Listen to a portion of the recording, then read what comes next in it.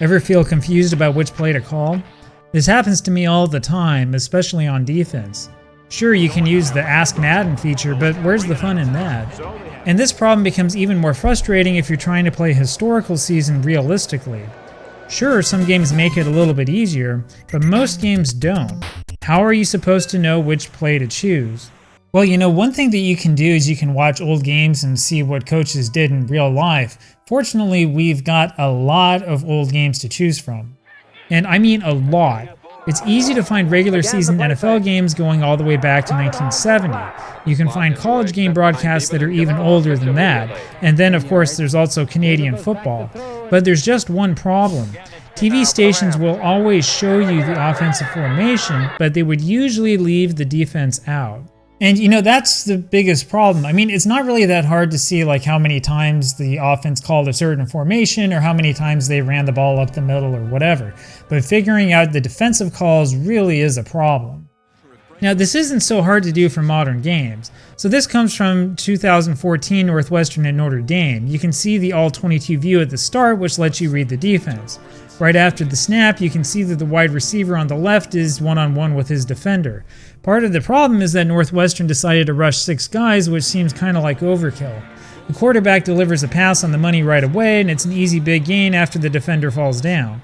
These replays are kind of helpful. Here you can see that the defensive back was just physically outclassed. Now go to the next play and you can see the defense pretty clearly thanks to the all-22 view. You can see that Northwestern has 6 guys in the box. Both linebackers bite on the fake, and so does the cameraman. And by the time anyone's figured out what's going on, it's a touchdown.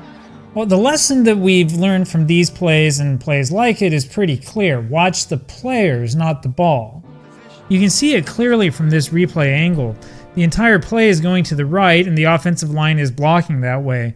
This gives the quarterback this huge lane on the left side, and notice that the entire second level of the defense is already committed to going the wrong way. In other words, the real action here is with the line and the way that the defense is reacting. But this becomes a lot harder if you're watching older games, especially older television broadcasts, so let's see if we can figure this out. So let's check out this Pitt at West Virginia game from 1989, just a few decades ago. This isn't exactly an all-22 angle, but it's kind of close, and look at Pitt stacking up all these guys in the box. In the end, one rushes and the other 2 play back looking for the pass. West Virginia responds with a delayed draw for a really big gain. Now, this was recent enough so that you can see a pretty good camera angle of the action on the line in the replay. Now, if you watch this angle, you can see Pitt's defense moving backwards to anticipate the pass, which allows the running back to reach the second level. Now, for the most part, games from the late 80s and on up are pretty easy to figure out. It's the older stuff that becomes a lot more difficult. We'll take this clip from the 1977 Nebraska-Oklahoma game, for example.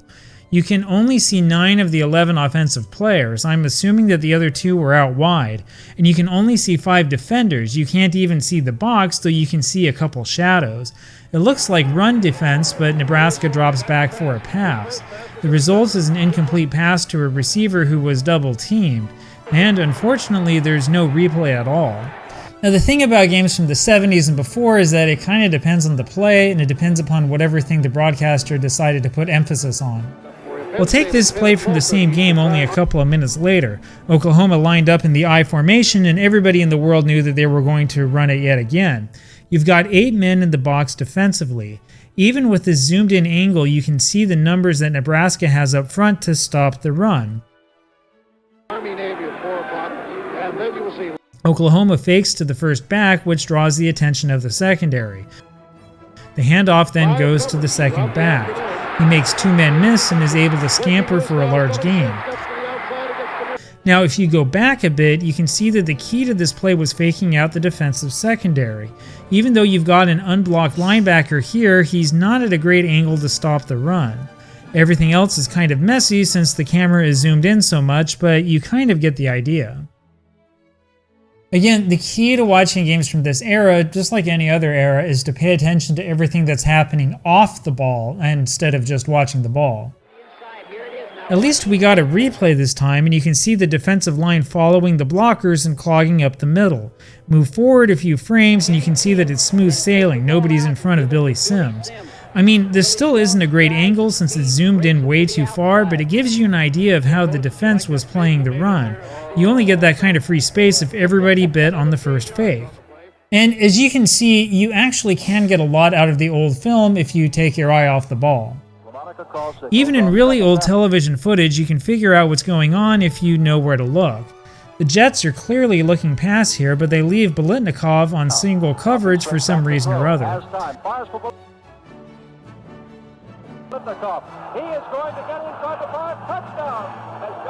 This isolation angle has never really been my favorite, but you can see that it was simply a defensive mistake. He's wide open the entire way.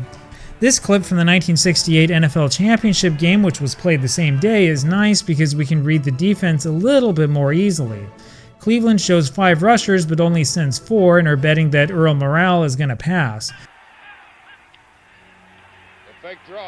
Morrall does pass, it's a desperation pass, but it's one that's caught by a receiver who bizarrely is in single coverage. Again, the isolated camera angle doesn't really tell us much, but it does make us wonder where the safeties were. Willie Richardson was basically wide open during his entire route. Now, if you really want to have fun, check out some of the old black and white film from the era before television.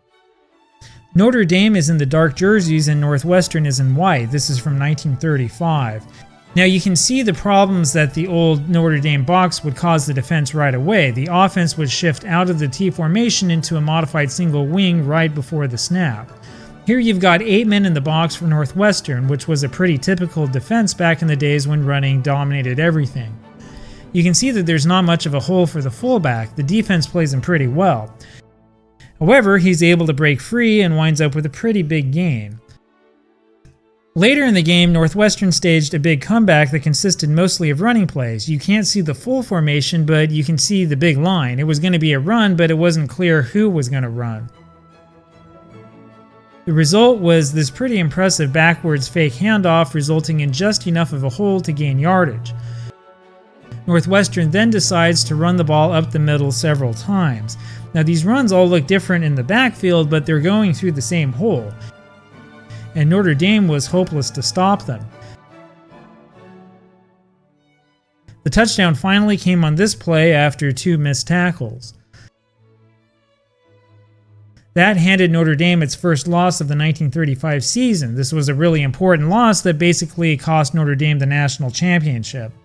Interestingly, the news article about the game didn't say much about the fact that Northwestern ran the ball basically through the same hole for 4 plays in a row. Now my guess is that the coach was probably trying to exploit a personnel mismatch, though it's kind of hard to say.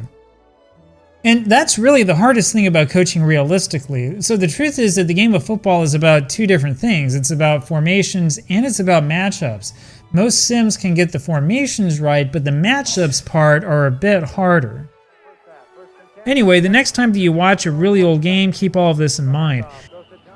Don't look so much at where the ball is going. Pay more attention to everything happening off the ball. It will help you see what's really going on, and it will make the game a lot more meaningful.